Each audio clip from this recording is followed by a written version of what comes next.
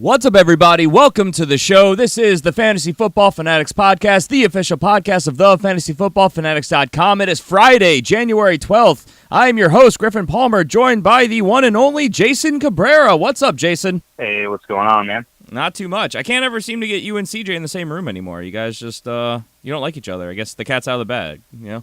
That's what it is. That's what it is. Hatred. There's hatred there. We got to the bottom of it. So, two-man show again. I don't hate CJ. I'm kidding. Oh, but he hates you, so don't worry about that. No. No, that's fine. I'm used to that. I have that effect on people. Wow. All right. Not too negative at all. Hair. It's the hair. Some people hate my hair. I don't know what it is. This hair angers people. I don't even know if I should say that was a dad joke or if that was just sad. But all right, we'll just move on. It was not a dad. Not every joke I do is a dad joke, Griffin. I know, but I don't have a cricket sound effect, so I think that's the next best way to push past it. So yeah, we have an amazing show for you guys today. Today we're going to be talking about all of our top picks for the divisional round of the NFL Playoff Challenge, breaking down the games, and of course all the top headlines from around the league. As always, if you guys are listening to the show, you like what you're hearing, you want to stick with us all offseason long because we are just getting warmed up. There's a lot of really good stuff to come. If we do say so ourselves, make sure you subscribe wherever you are listening, whether it be on iTunes, Stitcher, Podcast Addict, one of the various iTunes or just podcast streaming apps that are out there. If you're on the websites, if you're on YouTube, just hit a like, hit a subscribe button, stick with us. We're going to bring you guys all this great stuff. And, if you want to support the show, head over to patreon.com/thefantasyfootballfanatics. Help support this independent podcast and help us keep doing what we're doing and get yourselves a lot of bonus perks every single week, including a bonus show every single week. And if you want to connect with the show, easiest ways are probably on Twitter at the FF Fanatics, or you can follow us individually. I'm at GPalmerFFF. Jason is at JasonCabrera13. We're on Facebook. You can email your questions to thefantasyfootballfanatics@gmail.com. You've got lots of options, people. So, get your questions in. We're happy to answer them. This is that time of year where we actually have some time to answer more things on the show than just responding directly. It's more fun conversations. Absolutely. It's a good time. We're not stuck to the script anymore now that we're in the off season, because in the regular season, we're news, waiver wire pickups, or news, studs and duds, start sits, draft that's time, coaches, all that kind of fun stuff. Yeah, so now we get to really talk football, which is kind of what it's all about, really.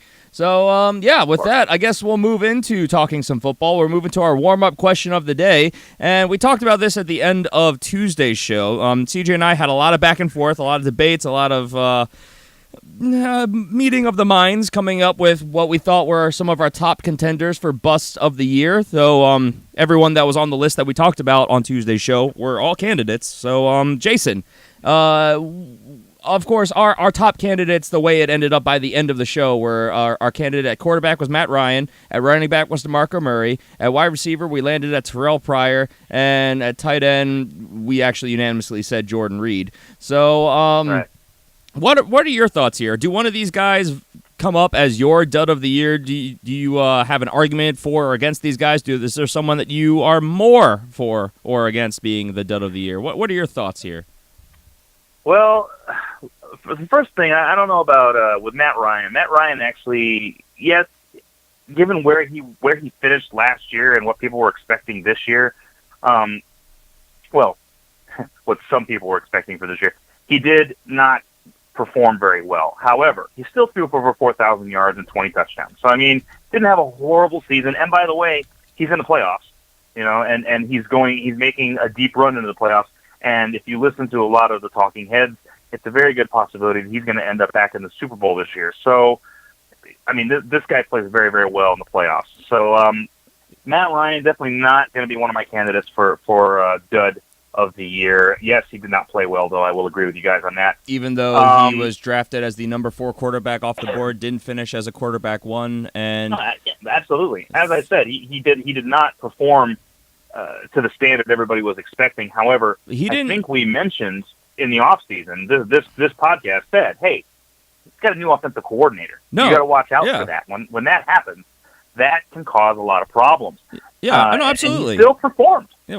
Well, he still performed. Did he, though? Because he didn't even live up to his career averages, what we talked about on Tuesday's show. He threw for the least amount of yards he's thrown for since his third year in the league back in 2010, and he threw for the least amount of touchdowns he's thrown for since his rookie season. He didn't even get to his career averages this year, and he was and yes, our listeners hopefully took our advice and didn't draft him as highly as where he went as the number 4 quarterback off the board, but regardless, that's where he was drafted, so that's what we have to base this off of, and the fact that he finished not even as a quarterback 1, that's huge. That's a huge letdown. So, I mean, I dispute your argument that he was not a big letdown, but I am curious as to who you would throw in as a candidate for the dud of the year, because we had a lot of strong contenders. Of course, Derek Carr, who got hurt, Jameis Winston, Marcus Mariota, they all underwhelmed. Right. Eli Manning lost his weapons, so on and so forth. So yeah, that's actually one of mine is Eli Manning. I mean, we were expecting a lot out of Eli Manning given the amount of weapons that he had this year. So that's a name you definitely have to throw into the ring. Aaron Rodgers is another name. I mean, he was supposed to be the number 1 guy. Yes, injuries, and we don't usually count that as a problem. When he did play, he was Aaron Rodgers-esque. So, yeah, I agree with you guys not to put him. Yeah, not to put his we name excluded forward. Injuries for the most part when it came to this because you can't predict the injuries. Yeah. Which, same thing with Derek Carr. I mean, Derek Carr was expected to be a definite top 10 guy, and he did not show up and do what he was supposed to do.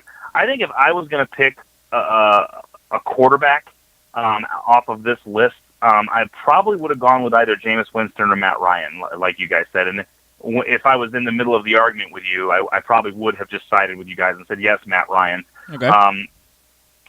Still, I mean, a lot of these guys did not throw for 4,000 yards. He did. Oh, no. So that's the main problem that I had with that. But I can agree with you guys on Matt Ryan being the worst, the dud quarterback. Not the dud of the year, though, by far, I don't think.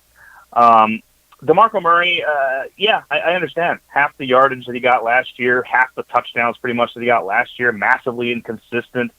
He was in timeshare, and that was my argument going into the off season about DeMarco Murray. Was as good as he is, I don't like it when they have a timeshare. It's never a good thing. You never know what side of that fence they're going to end up on. Tell that to the Saints. And for this year, but remember, what's going to happen next year when now teams are going to be game planning for that dynamic duo they got out there, and we may see the same kind of thing. We may see Mark Ingram drop way, way off and not perform to the level that he performed to this year. It's possible. And I mean, look over there in Atlanta.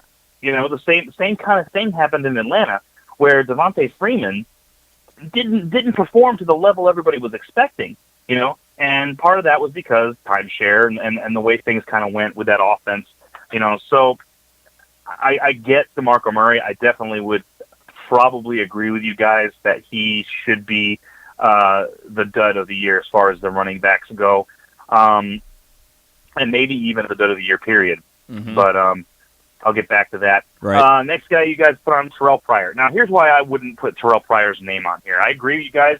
Terrell Pryor was hot, stinky, nasty garbage. I mean, he was awful when he played. Real bad. He did get injured. He did get injured in what was it, week 10? I think he got hurt in week 10 and was put on IR by week 11. Right. So he didn't get a chance to play a good portion of the season. And who knows? He may have come on strong at the end of the season, and Cousins may have started syncing with him. We've seen that happen where a player comes and doesn't really catch on until about week 9, week 10, and then they take off. So I would be apt to not put Terrell Pryor's name in there because he's a new face in a new place, didn't have an opportunity to sync well with his quarterback before he got injured. So, yeah, I don't know if I agree with Terrell Pryor being on here. Jordan Reed, if you've ever listened to the show, you know my thoughts on Jordan Reed. I wasn't expecting anything out of him anyway. So, yeah, I mean, I can't argue. He's dud of the year, and this is kind of skirting our rule about injuries because the dude is always injured. I mean, this is just the way he is. He's always injured. So, yeah, I can agree with that. As far as my pick for dud of the year, I'm thinking Jordy Nelson or Mike Evans, and the reason is because Jordy Nelson was supposed to be a top 5 wide receiver. This is a guy everyone was expecting a lot out of. Yeah, I know Aaron Rodgers got hurt, but you know what? Not a good excuse. Like I was saying off the air before the show, Larry Fitzgerald had 3 different quarterbacks he had to deal with this year. 3 different guys, one of which had never been in the system before until this year. DeAndre Hopkins had 3. Right, and he still managed to finish, Larry did, as a number 1 wide receiver. DeAndre Hopkins finished as the number 1 wide receiver. Right. So it's not a good excuse. I'm sorry. A guy of the caliber of Jordy Nelson, I expect him to get his points, to get some touches. I know he had a young rookie quarterback he was dealing with, but again, sorry, no excuse. I think Jordy Nelson would be my pick as dud of the year. Yeah. Well, he wasn't a rookie, but yeah, very inexperienced quarterback. Or not rookie, but yeah, experienced. Yeah. And of course, the counter argument that I was making, which I agree with everything you're saying. Great players, they find a way to be productive. But, I mean, if you watch a lot of that game film, you could see times Jordy was wide open, and you would see times that Devontae Adams had darn near triple coverage, and Brett Hundley would still chuck the ball to Devontae Adams. So, I mean, as a wide receiver, you can only be productive if you're getting targeted. But I agree with you. But that's also part of his job as the number 1 guy there, to go up to that young quarterback, grab him by the face mask, and go, hey, look over on the other side of the field. Go through your progressions. Don't throw the ball down there, man. I'm wide open. Yeah. That's part of his job. Who knows? It could be leadership. It could be coaching. It could be that they wanted him to do what he was comfortable with. They wanted to manage the game and use that running attack that they had with Jamal Williams and Aaron Jones, and who knows? But yeah, I mean, if you listen back to Tuesday's show, which I'm sure everybody who's listening to us now did, I did make a case for Jordy Nelson being potentially that guy. We went with Terrell Pryor just because of how overwhelmingly of a letdown he was. And, yeah, he kind of falls into that he got hurt category. But, I mean, if you watch his stats before that, he was averaging 2 receptions a game, and he was averaging somewhere around, I think it was 25 yards a game, and he only had 1 touchdown. So this is a guy who was being drafted as a low-end wide receiver 1, high-end wide receiver 2, depending on your particular draft. And he finished in triple digits, which is why we went with him. But I think a valid argument can be made for any one of these guys. So you're sticking with Jordy there?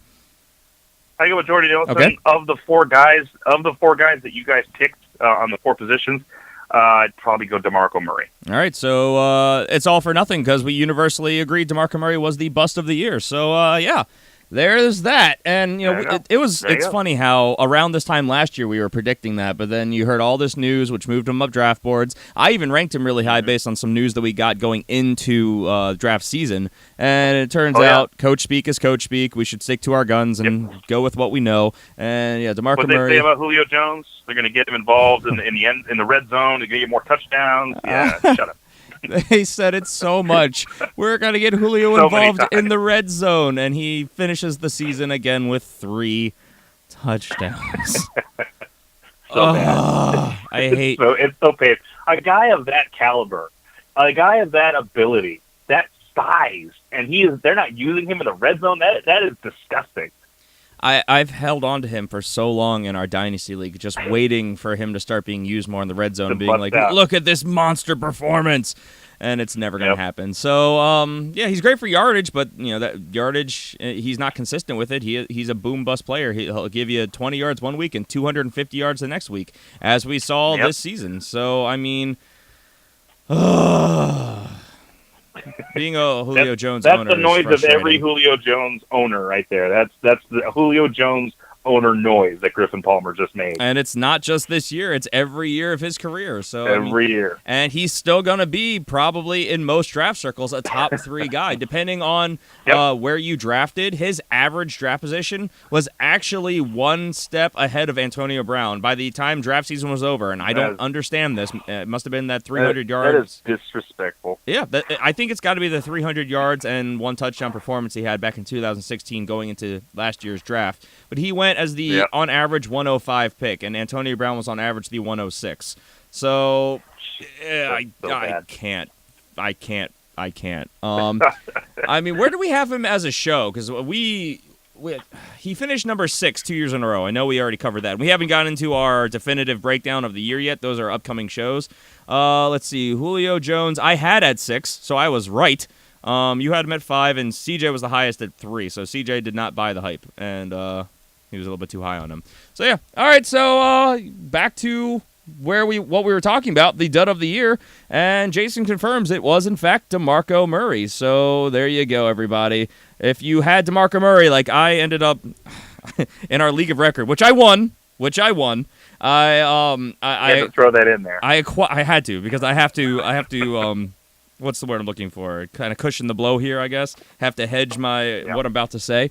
I had DeMarco Murray, but I traded for him, and I traded for him with the intent of moving him to upgrade further, and because of CJ's maniacal way of manipulating the league, nobody else was really trading with me this year, so I ended up being stuck with him, and I ended up benching him for most of the year. Not most of the year, but a good portion of the last half of it. So, oh, man, I love playing the waiver wire, because if it wasn't for that, I'd be in trouble.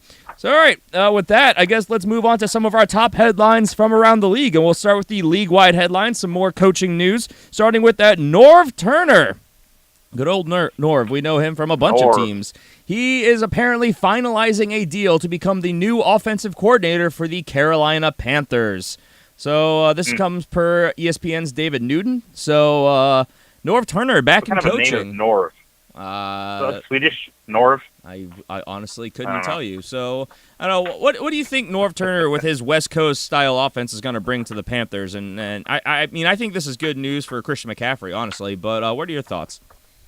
A lot of confusion, I think, is what he's going to bring, because that is not a West Coast offense quarterback he's got there. No, it is not. By any stretch of anyone's imagination. So if he's going to try to force that round peg into that square hole, we're going to have a real problem over there in Carolina. I don't know. I honestly don't know. I mean, if he can figure out a way to kind of do what they did and able to kind of turn his qualities and use it, within that style, then he's a smart enough coach that can kind of do those kinds of things. I don't see how it's going to work personally. I mean, this is a guy who stepped down from coaching back in 2016 with the Vikings because he said it just wasn't meshing and the team was better off without him, and now he's coming back with a year off. Maybe he reevaluated. Maybe he's got some schemes, and he's come up with newer ideas on things he can do with players like a Cam Newton and his offensive weapons that he's going to have in Carolina. It remains to be seen, because I think this is going to really – I think this is kind of like you said. This is going to be a good thing and a bad thing, because it's going to be a good thing because Ron Rivera and his offense that he was running there was not exciting. It was not good. A lot of analysts out there and reporters and national media were constantly calling him in. I think we've even said it on this show before that this was one of the least imaginative offenses in the league. So Norv Turner will bring a new ripple to this offense. In fact, it'll probably be very different looking. It's kind of like you said, though. I'm not sure how the pieces they have in place are going to mesh with the offense that we know that he brings. So it's going to be interesting to see if he changes his play calling and designs, if the players can make the adjustments to his play calling and designs that he's known for, or what offseason moves they make with the free agency and the draft to kind of bolster his options. So I like I said, I like Christian McCaffrey here. I do too. I agree. I think that and I think that your receivers are going to have a much more fun time dealing with this style of an offense. But we've seen this kind of thing happen before, where a weird style comes in and it's adapted and it works. And Chip Kelly in Philadelphia is a perfect example. He brought this spread offense to the NFL, something that everyone's like, that's not going to work. And they were able to kind of alter it and change it and make it work within an NFL system.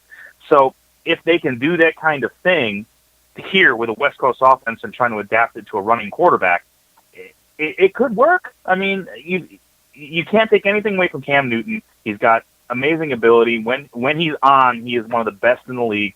So I don't know. It remains to be seen. We'll have to see. Yep. I'm intrigued to follow this, especially for fantasy purposes moving into next year. Though I think we wouldn't be doing our due diligence if we did not say take it with a grain of salt. We know, and Atlanta is a prime example where all the pieces basically stayed in place, but there was a massive regression with the change at offensive coordinator. It's going to take probably a year or two for everyone to mesh with Norv Turner and to kind of get this offense rolling. So maybe more in this case. Could be. Because it's such a drastic change. I mean, I know there's like the Sean McVay, Kyle Shanahan like arguments from this year with those offensive-minded head coaches coming in and revamping things, and we saw really decent upgrades and improvements for fantasy. But this is in contrast of what we know these players to be, and more times than not, it's the latter argument where it takes a while for these things to kind of take hold. So I'm not going to be swayed by some early flashy plays that we're going to see early in the season. I'm still probably taking a mostly hands-off approach here. Like I've been saying since the beginning, the only person I really do like here is Christian McCaffrey, because he's going to be that Darren Sproles type guy that like he had in the then San Diego Chargers. Get the ball to them very creatively, dump off screens, all types of stuff to the running back, and put up points for fantasy. We'll see. Well, again, long off season to talk about all this stuff. Let's move on to Seattle, where they are starting to clean house. They have already fired offensive coordinator Darrell Bevell and also the offensive line coach Tom Cable. So this is a team that's going to look different, and I mean, maybe we'll finally see some schemes that don't look like it's Russell Wilson scrambling, trying to make something happen every other play. So this is your division. What are your thoughts there, Jason? He's trying to keep up. They're trying to keep up with the NFC West, because you look at what's going on over here. You got a revamped San Francisco that looks like they're going to be really good. They didn't lose a game after they put Jimmy Garoppolo in. That's a bad sign if you're Seattle Seahawks fan. I'm so excited to see that team next year.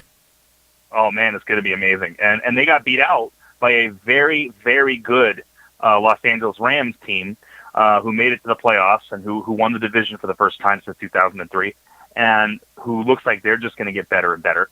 So they're trying to keep pace, and absolutely time to fire Darrell Bevell. That guy, I'm sorry, but he's done a fine job with that offense, with what he could do with it.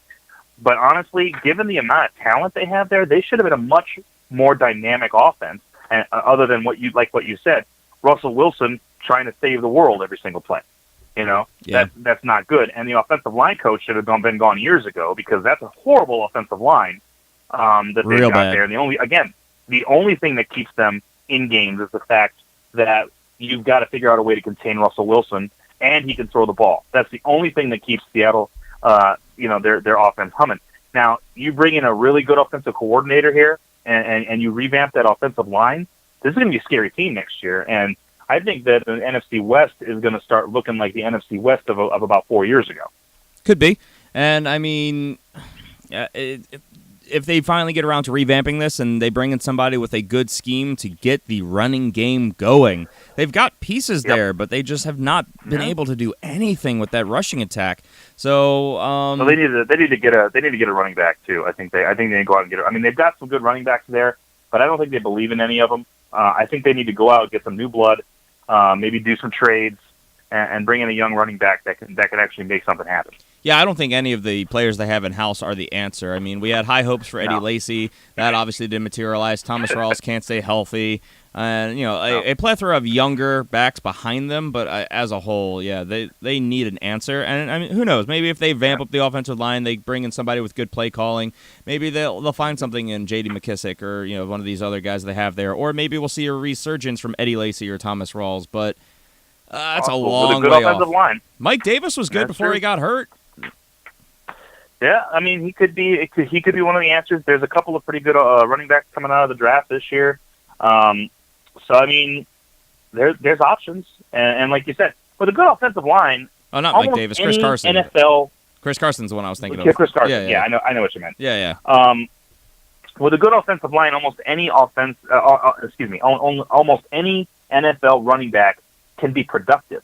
If you've got a good offensive line. They don't have a good offensive line. So they don't really know what they have. Eddie Lacy could be a beast if you gave him an offensive line. Just look at Todd Gurley. Perfect example last year. The guy gets hit behind the line and he's useless. This year you revamp that offensive line, make it to where he's not getting hit behind the line every freaking down, and you've got yourself a freaking beast.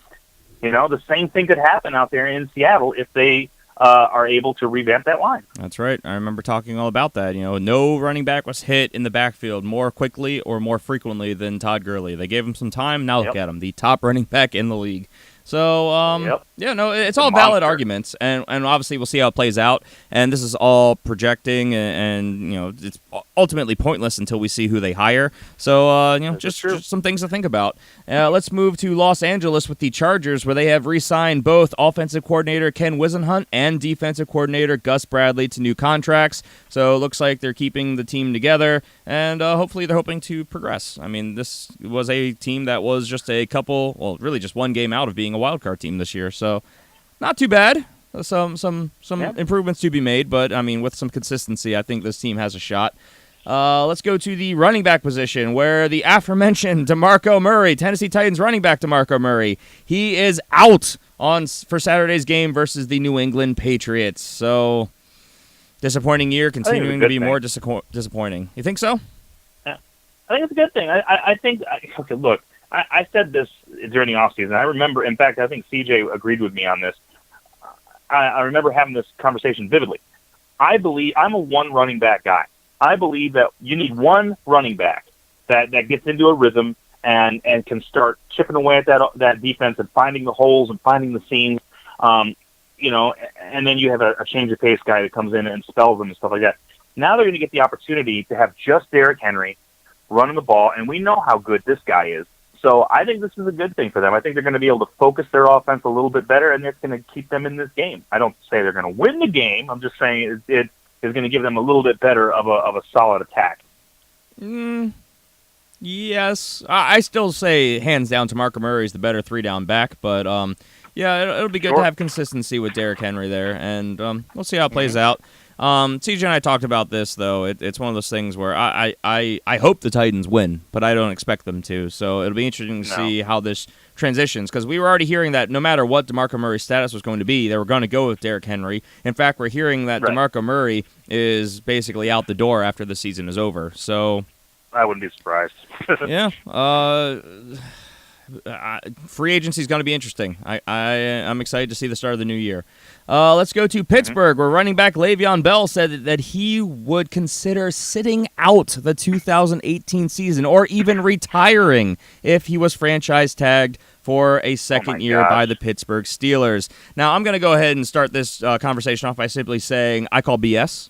I think that this is 100% just him trying to put his stance out there that he does not want to be re-signed or want to be franchise tagged, and he's trying to leverage this new deal that we know that he's been looking for. So I don't take this seriously at all. At least not the retiring, maybe the sitting out, but I don't think he's going to retire. What are your thoughts? What is the deal with Pittsburgh? I mean, are these guys just like the drama queens of the NFL? You got Big Ben talking about, I'm going to retire, and everybody just looked at him, and you kind of, okay, I'm not going to retire. I mean, and now we got Le'Veon Bell doing the same. I might retire. What's wrong with this team, man? Get your crap together. I got two thoughts when it comes to this. First off, Le'Veon Bell, shut up. Shut up. You're not going to sit out 2018. You're not going to retire. You're still in your prime. You're still one of the best in the league. There is no way anyone believes that you're gonna sit down or retire. Okay, so shut up. You're gonna get paid. You're gonna get your money. Just do your job. Okay. Secondly, Pittsburgh. Come on, man. You're gonna find a better running back than Le'Veon Bell? They like James Conner. I know they like him. Is he better than Le'Veon Bell? Probably not.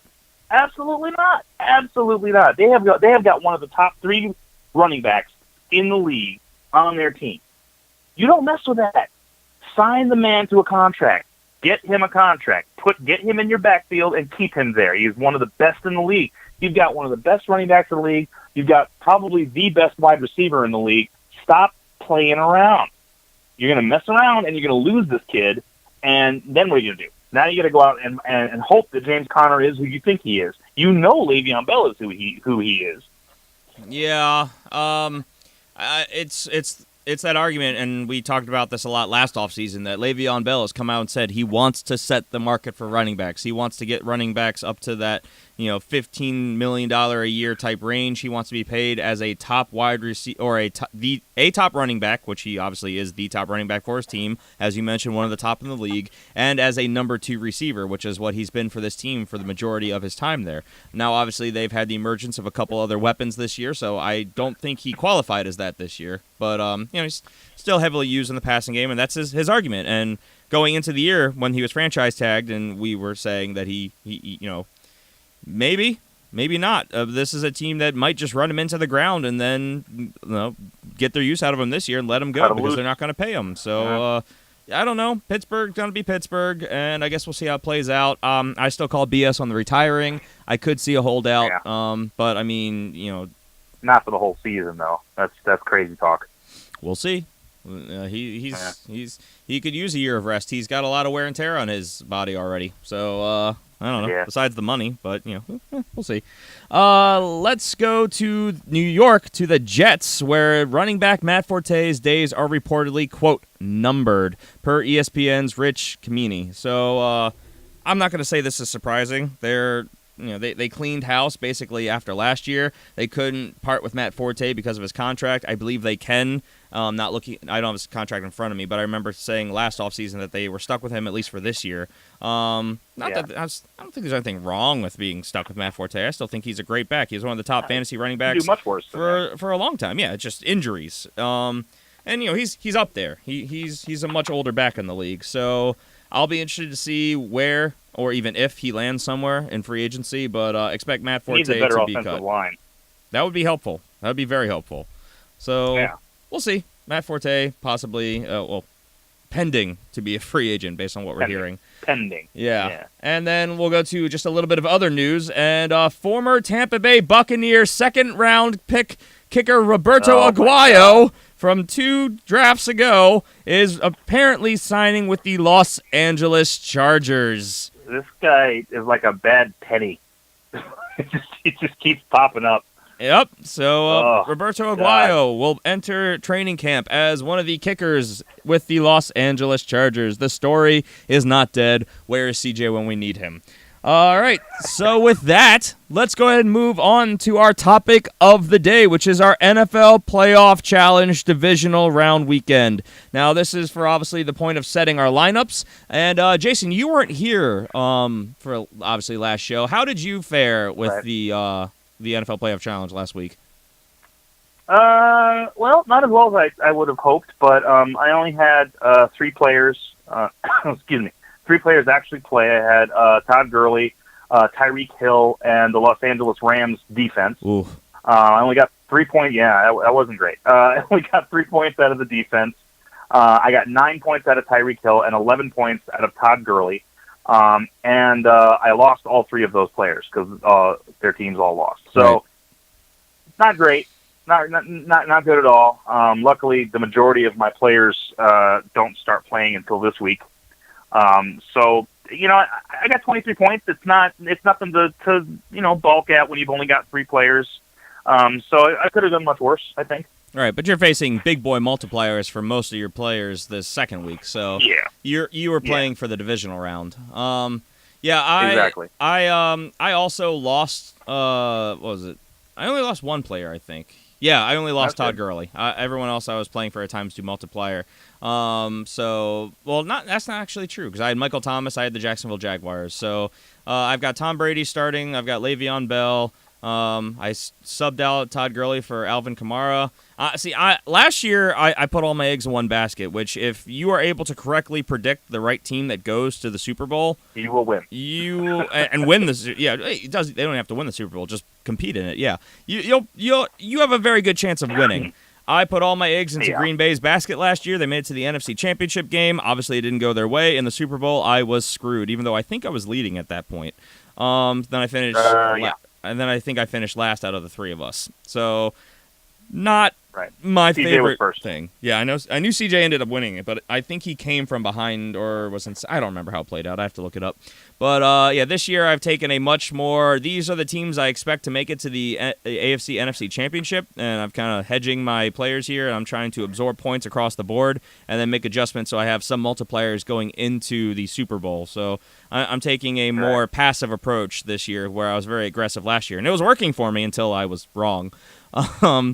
Yeah. Until I was wrong. Yeah, so I swapped out Todd Gurley with Alvin Kamara. And all my other players are continuing on. So I guess before we even get to all these recommendations, let's go ahead and talk the matchups. So divisional round. We have starting, and remember, everybody, if you're playing in our group, which you can still join us, I believe, head over to NFL.com/fantasy. Look on the right that says NFL Playoff Challenge. Click on that, search FFF Playoff Challenge. Join our group. You can still play today. And if you are there, make sure you set your lineups, because it doesn't if you set all divisional round players, it does not automatically populate your selections for the divisional round. You have to actually go in, select the players, and submit them. So just a friendly tip out there. You have to set your lineup week to week. So we'll start off with the Atlanta versus Philadelphia game, Saturday, 4:45 p.m. start time. So I guess we'll break this down kind of like we did our Patreon show.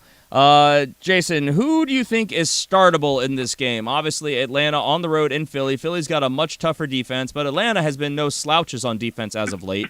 And, of course, Philly has to play coming off a bye, which is nice, but without Carson Wentz. So Jared Goff's been viable at times. What are your thoughts? Yeah.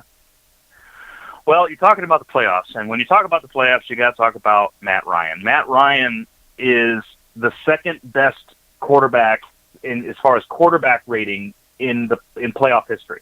I mean, he's just extremely good in the playoffs. So there's one guy, Matt Ryan. I think he's startable. Also, why did I say Julio Jared Jones, Goff when I totally meant to say Nick Foles? I'm an idiot. Anyway, keep going. It's fine. We know who you meant. One of those younger One of those guys. Draft picks One of from those the past other couple of people. years. Yeah. Yeah. So anyway, Julio Jones, I think, is definitely startable. We saw how he played last year. These are two guys in Matt Ryan and Julio Jones that really turn it on when they get into the playoffs. He's going to be fresh, coming off an injury. I think he's going to be fresh. He's got all the rust knocked off. I think he's going to be very, very good. So Julio Jones, definitely somebody that you want to look at. As far as I'm a little concerned about Devontae Freeman, it worries me. He always worries me. You never know when he's going to show up and be great, and when he's not. If the trend stays like the way they played last year, then yeah, he's definitely someone that you want to look at because he's one of those guys that turns it on in the playoffs. I am hesitant to start him, but I completely understand if you look at that and decide, yeah, I'm going to go ahead and give him a start. So those three guys, I think for sure, Matt Ryan, Julio Jones, and Devontae Freeman are three of the guys that you want to look at from this game. As far as the other side of the ball, Philly, the defense is pretty good.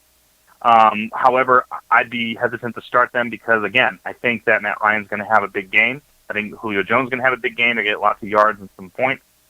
So I would be hesitant to start the Eagles. I don't believe in Nick Foles, and I'm sorry.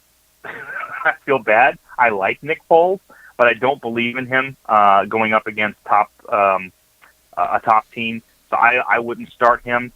And as far as the Eagles are concerned, that's pretty much everybody that would be startable in this game. So I would steer clear of the Eagles.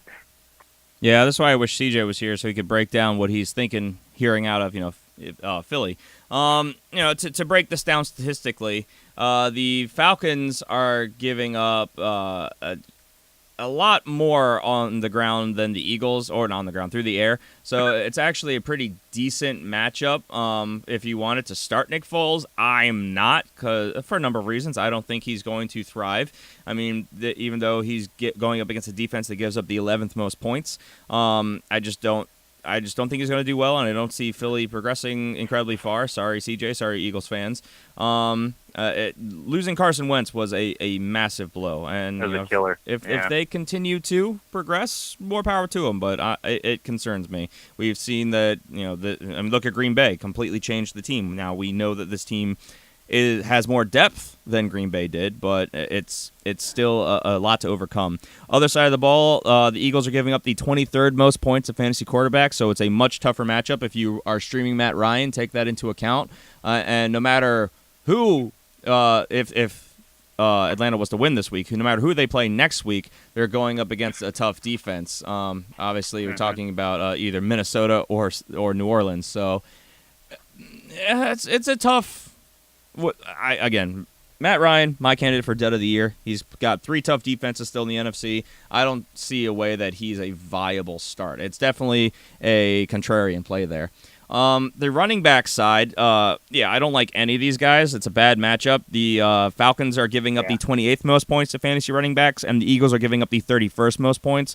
It's a crazy carousel of running backs in Philly, and then it's a committee in Atlanta against tough defense. I don't like it. Devonta Freeman, though, is one of those guys that you probably will start regardless because he's been a number 1 running back the last couple years. I mean, start your duds.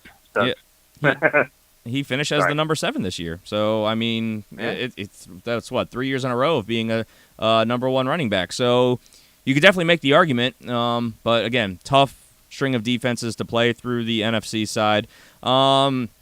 At the wide receiver position, the Eagles are giving up the 13th most points to wide receivers. So, Julio Jones, if they actually get him involved and use him in the red zone, could be an awesome pick.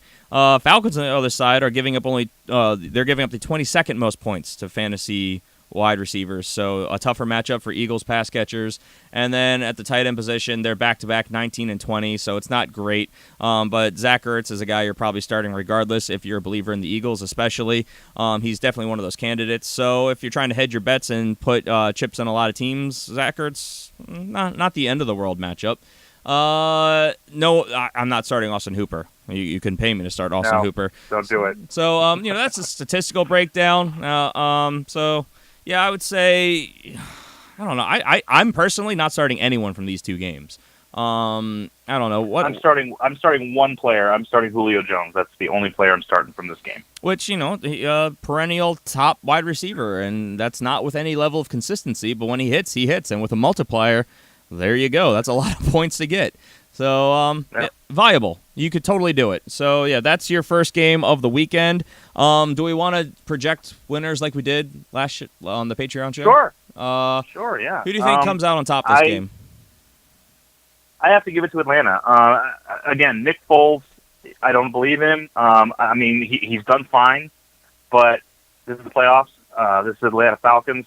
They're not going to come in and play softly. They're going to play very hard. And Carson Wentz not being the quarterback, I think that, unfortunately, Philly doesn't get over that. So I take Atlanta. See, this curveball is everything we talked about on the Patreon show because we predicted all the way up to and through the Super Bowl, but our brackets got nuked the second that Los Angeles lost. So in this game with Nick Foles under center, it's at home. They've had a week to prepare. I think that Philly could walk away with this one. They could. But I don't know. I have a hard time picking the Falcons, knowing how much we all kind of thought that they were probably not going to make the playoffs. Now to say they make it to the NFC Championship game, that's intense. But I think this is going to be an interesting game. So you picked who? You picked the Falcons? I picked Atlanta. Yep. I might go with the Falcons as well. Better quarterback. Well-rounded offense. Defense is going to be better defense. I would say they're better defense, but they're not better defense. Better for this kind of game. They're better against wide receivers. That's fair. Yeah, I will reluctantly go with the Falcons because I would have to deeper dive on these stats before I could concretely make a decision here. Right. Yeah, but again, losing Carson Wentz, that's a killer. So it's hard to It's a killer. overlook that. Let's move on to the 8:15 p.m. game on Saturday, and that is the Tennessee Titans versus the New England Patriots. So, I think that we can go ahead and right off the bat say that we both think the Patriots are going to win this one, correct? Well, the Patriots are totally going to win this game. Yeah, but let's break it down. So, who are you looking at? Who are you thinking of starting? Who are the viable starts? What are your thoughts here, Jason? Rob Gronkowski. You got to start Rob Gronkowski. I mean, come on. The guy is an absolute beast. He's in the playoffs. He's going to be even more beastly. Yeah, Rob Gronkowski is the best tight end in football. He's had a whole week, a bye week, to rest and get healthy. I've definitely got him. I'm starting him, and he's got a ×2 multiplier. I'm really excited about that. Yep. Tom Brady. I mean, you always got to be able to start Tom Brady. This is a guy that is probably going to be looked at as the GOAT. Probably. So, and he's very, very, very good in the playoffs. So definitely Tom Brady, someone you can start from this game.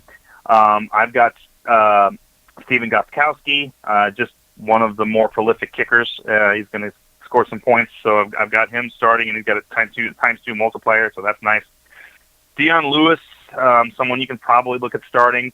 Not the sexiest pick, especially with this style of offense that the Patriots like to play. However, still, I mean, he's been playing very, very well down the stretch here. So I could see someone wanting to start Deion. I think there's better options. But if you really want a piece of this Patriots offense, because you think and you believe that they're going all the way to the Super Bowl, then Deion Lewis definitely someone that you can look at starting. Derrick Henry over on the other side there with the Titans. We talked about him a little bit earlier. Very talented young running back. This is going to get his first time in the playoffs, obviously. And he's going to get an opportunity to really be that guy. So he could be great. He could be awful. I would not start him simply because I don't think Tennessee is going to progress past this round. So, I wouldn't. I wouldn't. But again, if you're a believer in Titans, this is a guy that you're probably going to want to start. Same goes for Marcus Mariota. I would not start him. He's been too inconsistent for me. Plus, he's playing against a very tough Patriots defense.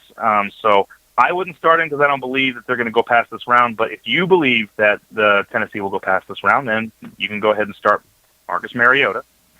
Delaney Walker, someone else you can probably take a look at starting. He is a very, very good tight end. He's been up and down this year, but come on a little bit of late. And again, if you think Tennessee is going to move on, there's your guy. And then, of course, both defenses I think are okay. I would be more apt to start the Patriots defense just because I could see them progressing to the Super Bowl a lot faster than Tennessee. I think that's probably about it. Yeah. I'm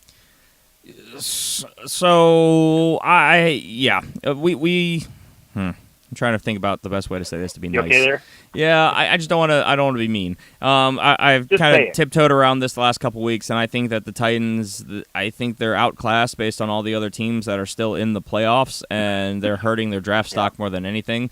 Because this has a great core nucleus. I think they are building for being competitive for many years in the future.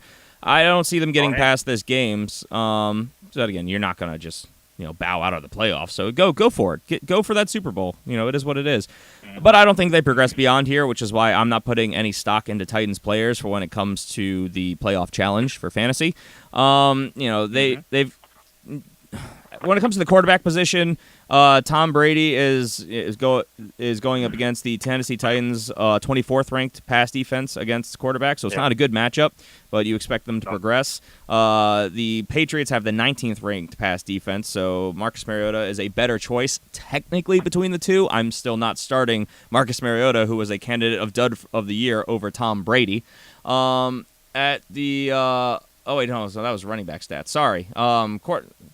The argument's still the same, except it was 7th for quarterback, the Patriots defense, and the Titans were 16th. I had the wrong tab up. So, yeah, both of them have good matchups, but, yeah, Tom Brady, even though he's got a worse matchup, I'm starting him over Marcus Mariota. At the running back position, now we have the 19th ranked rush defense for the Patriots and the 24th ranked rush defense for the Titans. So 24th most points allowed, so a tough matchup. Right. I'm not starting any running backs from this game if I can help it, honestly, because Dion Lewis, who has been great, well, Rex Burkhead is back, and when Rex Burkhead's in, James White's still around, this becomes a very congested committee. Dion Lewis was, when we were seeing this last, still getting the bulk of the volume, but Rex Burkhead was getting all the red zone work. Change of pace, 3 down back was James White. It's just too congested, so I'm not putting a lot of faith into Dion Lewis. I think they're trying to save him for the Super Bowl as well. Opposite side of the field, Derrick Henry, I know in fantasy circles people are really big on him, and he does technically have an okay matchup. The Patriots ranked 19th, as I said, or giving up the 19th most points. I just don't. He's not consistently a very good 3-down back. He drops passes. He's not as good as DeMarco Murray in that aspect. Yes, he's going to be the only running back out there. Yes, he's going to get the volume. But Bill Belichick takes away your best player. Options.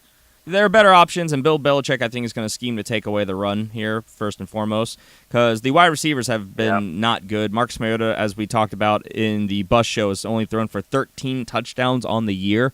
So it's not very dangerous. If they can put any pressure on Marcus Mariota, which might be a tall task considering the Patriots' weakness is definitely their front seven, but I think if they can put any pressure on Marcus Mariota, as long as they're paying attention to shut down the run, I don't see a way that the Titans keep up offensively here. So the running backs... All they got to do is stack the box. I mean, if they stack the box and shut down that run, like you said, make Marcus Mariota throw the ball against them, I mean, that's a very good secondary he's thrown into. Yeah, that's all true. Yeah. I agree with all that. Let's move to the wide receiver position. Wide receivers, they're both... So the Patriots are giving up the 4th most points to fantasy wide receivers. The Titans are giving up the 12th most points to fantasy wide receivers. So they're both, top matchups, which means you're going to probably start your Patriots, and you have no reason to put any faith into any Titans wide receivers, even though it's a great matchup. So I'm not doing that. Because, again, you're going to lose out on the multiplier if the Titans lose. So I don't see any point in the risk-reward there. So, yeah, if there's a wide receiver you trust, I'll probably Brandon Cooks for the Patriots. Maybe start him. Besides that, even though it's great matchups, it's risk-reward. It's all on you guys. And tight end, Titans are giving up the 16th most points to fantasy tight ends. The Patriots are giving up the 21st most points. So, yeah, Rob Gronkowski all day, every day. Delaney Walker, only if you think the Titans are going to advance, is kind of the way I look at this game.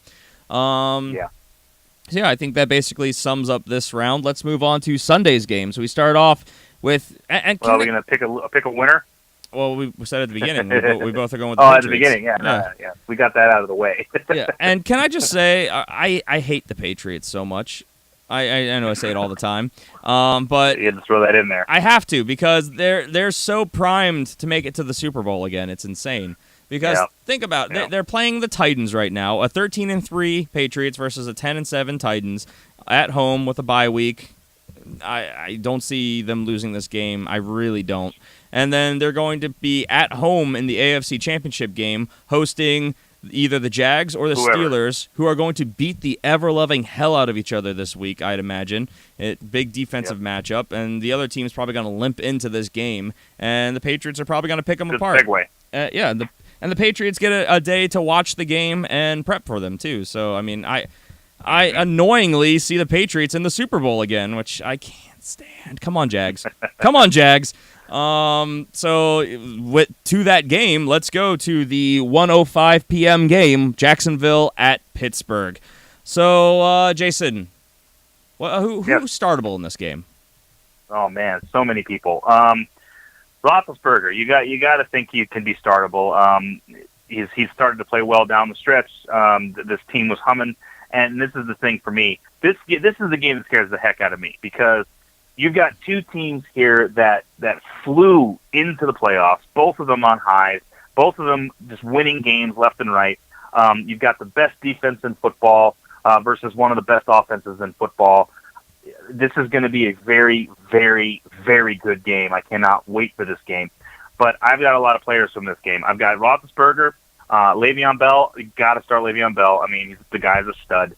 Antonio Brown, you got to start Antonio Brown. The guy's a stud. Juju Smith-Schuster is someone you can probably start if you really want to. Tight end wise, I'm not really looking at any of the tight ends from this game. Neither of them have anybody that's really, really good that's going to score lots of points for you. So I'm not really looking at the tight ends. Running back wise, like I said, Le'Veon Bell, obviously, and Leonard Fournette is someone else that you probably want to look at if you believe that the Jags are going to get past Pittsburgh. Blake Bortles, oh, man.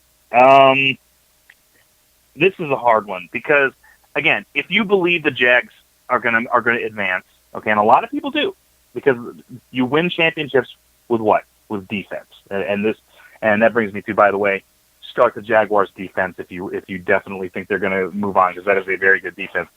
But Blake Bortles is not accurate. He proved it in the last game. He was awful in the first part of the game.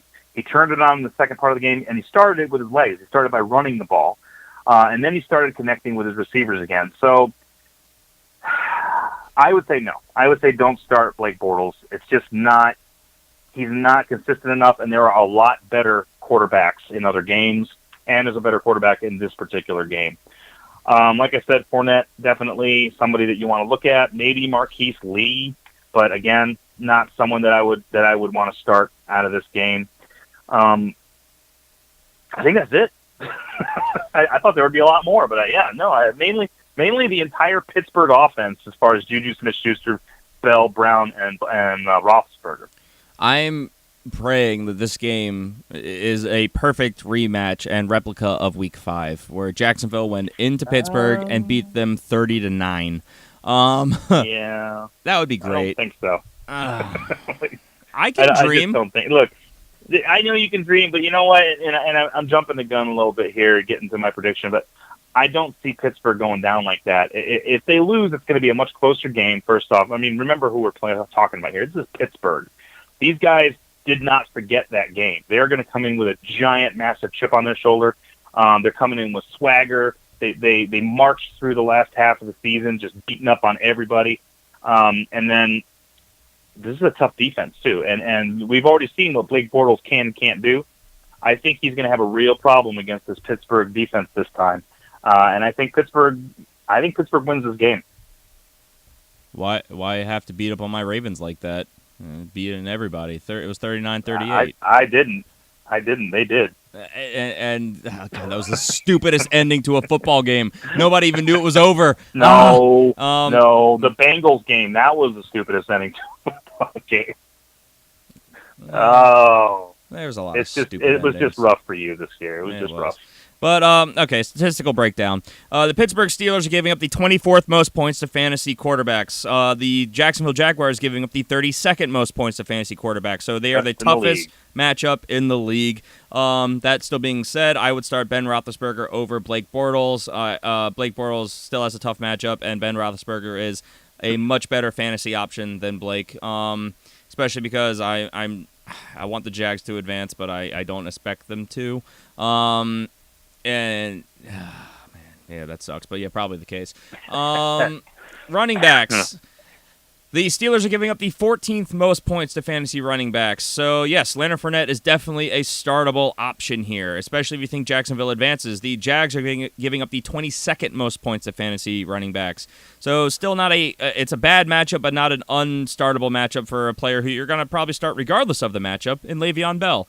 So, both running backs are definitely viable in this matchup. Wide receivers, though, the Pittsburgh Steelers are giving up the 21st most points to fantasy wide receivers. If there is a wide receiver you trust in Jacksonville and you think they advance, you could make an argument.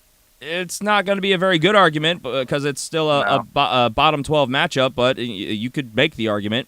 I almost said Pittsburgh again. The Jacksonville Jaguars are giving up the 32nd most points to fantasy wide receivers. So worst matchup in the league for wide receivers. That being said, you're still probably starting players like Antonio Brown no matter what, which, as we reported on Tuesday's show, is reportedly at 100%. So, definitely an option there. And then tight ends. I don't think there's any tight ends you trust in this matchup. But the Jags are giving up the 23rd most points. The Steelers are giving up the 30th most points. So neither one is a good matchup. I mean, Mercedes Lewis or Jesse James, I guess, is kind of your choices here, but I'm not. Yeah. There are guys I like a lot better than those guys. Yeah. But I mean, hey, if you are locked in, Pittsburgh is going to win the Super Bowl or Jacksonville is going to win the Super Bowl, then hey, get that multiplier. All right, so let's go to the last game of the weekend. Your Sunday game. You think it's going to win? So you think it's going to be Pittsburgh? I don't want to answer it. All right, okay. You have to. Who are you going with? Because I think you said Pittsburgh, right? I'm going with Pittsburgh. Yeah, I think Pittsburgh wins this game. I think it's going to be Pittsburgh, but I'm rooting like crazy for Jacksonville. You know what? I will completely agree with that. I think my head says Pittsburgh's going to win, but I really would love to see Jacksonville take on the Patriots in the AFC Championship game, and I would love to see Jacksonville go on to the Super Bowl. I think that'd be an amazing Super Bowl. And to think, all they had to do was get rid of Gus Bradley. That's it. And it all comes together. And we figured out the winning formula. No, There's the formula. Get rid of Gus Bradley. That's all you got to do. Yeah, to be a winning team. Being a defensive coordinator again suits him. He's doing much better in that role with the Chargers. Sure. Okay, yes. Now moving on to the final game of the weekend. You have your Sunday game, 4:40 p.m., New Orleans Saints versus the Minnesota Vikings. Ooh. This is going to be another one of those really good games. I'm so mad. I'm going to miss this game. This is the best week. This is the best week of NFL programming right here this year. These matchups, Pittsburgh and Jacksonville and New Orleans and Minnesota. I mean, these are going to be some dog fights. That's going to be fun to watch. Mm-hmm. I'm so mad I'm going to have to miss most of these games. I'm going to have to rewatch them before the show on Tuesday because I'm going to be traveling this weekend. Okay. So, Jason, talk to me. Who's startable in this matchup to you? Drew Brees. I mean, come on. It's Drew Brees. This is a guy you got to start. He's one of the greatest quarterbacks of all time. Definitely Drew Brees. Alvin Kamara, for sure. You got to look at him as a starter. He's been very, very, very good. Mark Ingram, same thing. If you believe the Saints are going to move on all the way to the Super Bowl, like a lot of people actually do, then you could even make an argument of starting both of those two guys. I mean, they are the best tandem in football. You know, I would say Michael Thomas is definitely startable. He's come on recently, finally getting the ball thrown to him, as we were expecting him to do all year, and didn't really happen until near the end of the year. But yeah, definitely Michael Thomas is somebody you could look at. Ken Gidd Jr., you could make an argument for him. He's starting to come on and be a big play kind of guy. Both defenses, I think, are pretty good. Minnesota obviously is extremely good. So I would definitely start either one of those two defenses. I'd probably go with whichever team you think is going to move on from this game. Then you look at the Pittsburgh side of the ball. Pittsburgh. Minnesota. There you one go. of those cold states. You look at the Minnesota side of the ball. You got Case Keenum.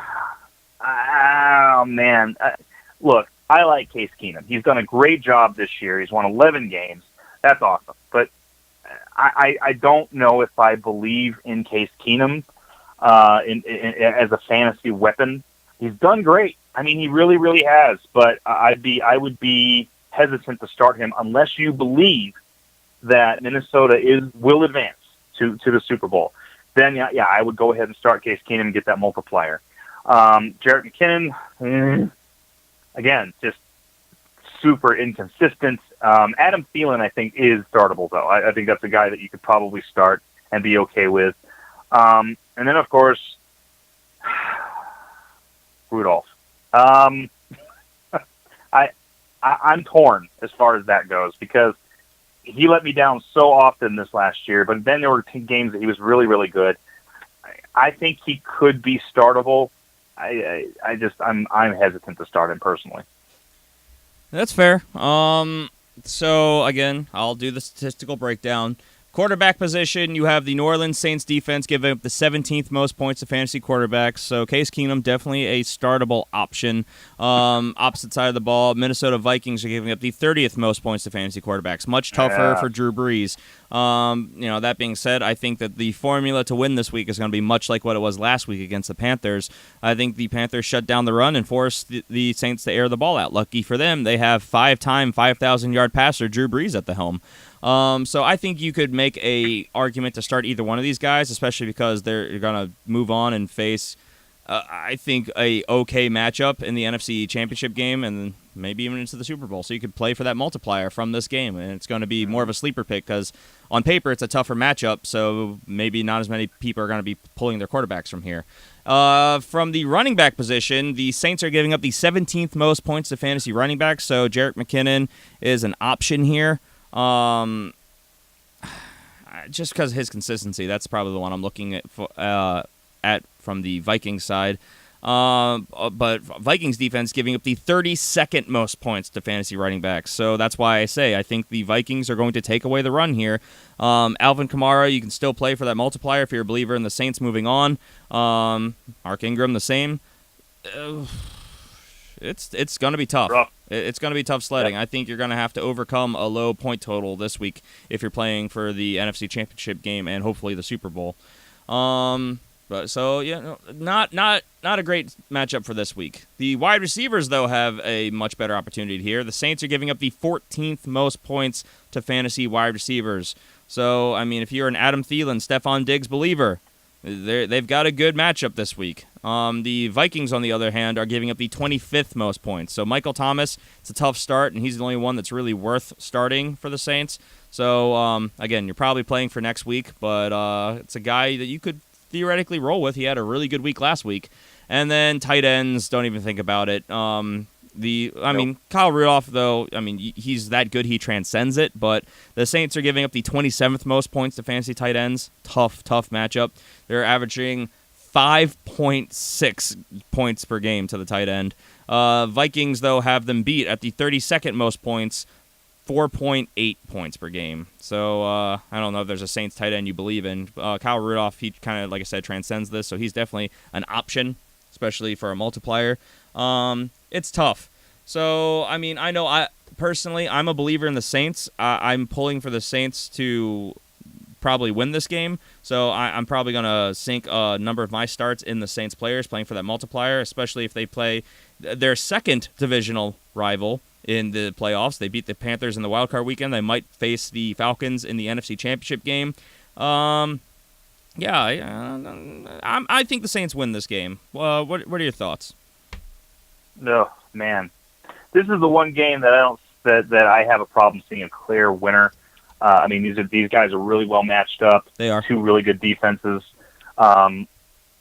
I got to give the edge to New Orleans, though. I think I always pick the team with the better quarterback. I think that Drew Brees is a better quarterback than Case Keenum, and honestly, I think you can't take away anything from New Orleans, because if you take away the run game, like we saw last week, it doesn't matter. You still got Drew Brees, you still got Michael Thomas, you still got Ted Ginn Jr. He's going to air it out, and because it's Drew Brees. If you try to back up and take away that passing game, they got the best tandem in football. So I think that this New Orleans Saints and their defense is better than a lot of people give it credit for. We saw that last week. They play very, very well. They're tenacious. So I think the New Orleans Saints are just a more balanced team. They have a better offense, defense, kind of balance there. I think New Orleans wins. I agree with you. I think they move on.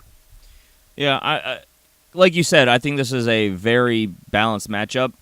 Again, the Vikings are the better defense here. Saints are the better offense. Yep. But they're both good at the opposite side of the ball as well. It could go either way. It's in Minnesota's building. Last time these two teams met was in Week 1, where, again, the Saints traveled to Minnesota, and the Vikings won that game 29-19. So I'll even go a step further. So you think the Saints win? I could easily see a world where the Vikings win because they're at home with a better defense. Oh, sure. Sure. Easily see that happening. But so we 29-19 was the score. What do you think the score is going to be, Jason? I'm really bad at this normally. Oh. Well, I'm not bad at it, but I don't claim to be great at it. Well, I mean, you got two really good defenses here. I think it stays around the same amount. I think that I'm going to say 27-21. Interesting. Saints. Interesting. I could see it. Yeah, I think this is going to be a close game. I don't see either team running away with this. No. I could see this being like a 2013 game, honestly. Yeah, I can see that. Yeah, I don't know.